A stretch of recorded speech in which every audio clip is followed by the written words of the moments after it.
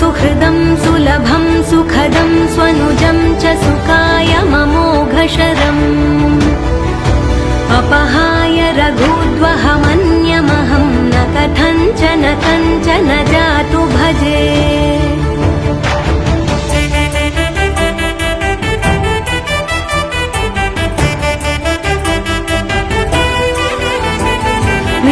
वेङ्कटेशं ननाथो ननाथः सदा वेङ्कटेशं स्मरामि स्मरामि